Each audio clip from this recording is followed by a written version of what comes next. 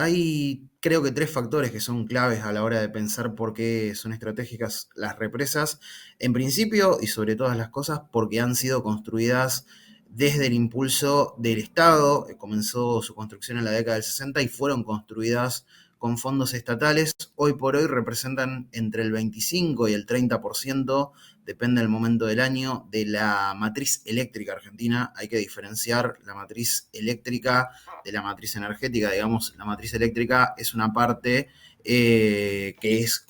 consistentemente lo que se dedica a la generación de electricidad. Es la segunda fuente energética más importante que tiene en ese sentido en lo que se relaciona con la producción de electricidad a la Argentina, luego por amplio margen de la producción a través de gas, que es más del 60% de la producción de electricidad en la Argentina, y por en tercer orden, así rápidamente, en una lista quizás algo desordenada, pero no por eso que no refleja la importancia estratégica que tienen, es por la cantidad de renta anual que generan las centrales hidroeléctricas, que nosotros desde el Grupo de Geopolítica de Bienes Comunes hace 2 años ya realizamos un informe en vistas de, bueno, de la víspera que tenía el vencimiento de la concesión de las hidroeléctricas, y se calcula, por lo que pudimos calcular, porque también hay una complejidad respecto de la cantidad de dinero que se genera, porque muchas de estas centrales están en manos privadas, como dijimos, y no todas. Calculamos una renta que va entre 350 y 400 millones de dólares anuales, lo cual, sin lugar a dudas, es estratégicamente hablando, digo, de cara al conflicto que tiene la Argentina con su deuda y demás, ni que hablar de los datos de pobreza que previamente escuchaba en la nota anterior o el especialista anterior que hablaba. Digo, es evidente que hay un rol estratégico de cara a la recuperación por parte del Estado. Y como vos señalabas hace unos instantes, se ha mencionado la posibilidad de que el Estado argentino, de hecho, se haga cargo a través de una nueva empresa pública, energía hidroeléctrica, que estaría bajo manos de Enarsa o la ex Enarsa, Energía Argentina, eh, y está dentro de la ley de presupuesto 2024. Por lo tanto, hay varios factores que tienen que ver con la estabilidad macroeconómica y con la posibilidad, ¿no?, de tener soberanía energética, que pasan por el lugar de recuperar estas represas en manos del Estado. Bien, te quiero preguntar, ahora que se cumplen 30 años de la gestión privada de estas represas, ¿cuál es el balance que se puede hacer? Bueno, a ver, es un poco lo que mencionaba al principio. Tenemos que considerar que las centrales hidroeléctricas comenzaron a construirse aproximadamente a mediados de los 60, y el monto de dinero que se ha colocado de parte del Estado y de parte de distintos préstamos que el Estado argentino fue tomando con organismos multilaterales y demás, es de alrededor de 20 mil millones de dólares. Y sin embargo, las empresas que se hicieron cargo de las concesiones a partir del año 93, con la privatización de Hidronor, que era la gran empresa que controlaba las centrales hidroeléctricas alojadas en la Nor Patagonia, es de en torno a los 2.000 millones de dólares. Por lo tanto, el negocio que han hecho, considerando este dato que te decía hace unos instantes, que es incompleto, insisto, porque la información en el Ministerio de Economía está seccionada, es bastante difícil el acceso a la información, de nuevo, de infraestructura de primer orden, en cuanto a su clave estratégica que ha sido construida con fondos públicos. Eh, Sin embargo, esta renta, digo, que finalmente se empezaba a generar a partir de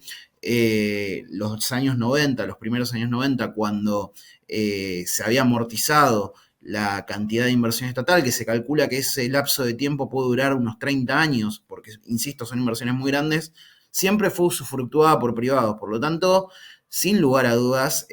ha sido una gran pérdida para el Estado argentino, por lo tanto, para todos aquellos y aquellas que viven en el suelo argentino, porque ha sido construida con dinero público, pero sin embargo ha sido usufructuada esa renta por privados. Después podemos hablar de estabilidad del servicio, podemos hablar del mantenimiento de las centrales en sí mismo y todo lo que eso implica, que ya juegan otros factores, pero digo, sin lugar a dudas, el saldo de la privatización es bastante negativo. justamente por esto, es una renta desaprovechada que fue generada con una inversión pública. Bien, para finalizar, Jonathan, recién charlábamos de lo que sería la creación de una empresa estatal que dependería de la ex Enarsa, y te quiero preguntar cuál pensás que debería ser su rol en un país que, por ejemplo, como vos mencionabas, está el problema externo, principalmente por la deuda que nos dejó el macrismo, también la cuestión de la alta pobreza y, por ejemplo, la crisis energética que se muestra, por ejemplo, en momentos del año de altas temperaturas donde hay altos niveles de consumo. Esa es la pregunta en realidad. Teniendo en cuenta todo este contexto, ¿cuál Sí. pensás que debería ser el rol de esta empresa estatal?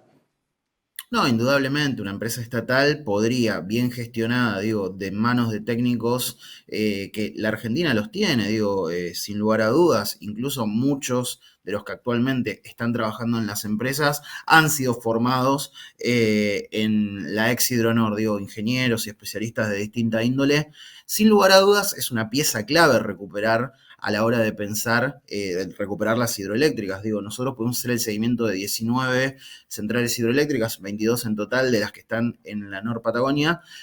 Sin lugar a dudas, insisto, puede ser estratégico de cara a pensar en términos de soberanía energética, una menor importación de combustibles como el gas, del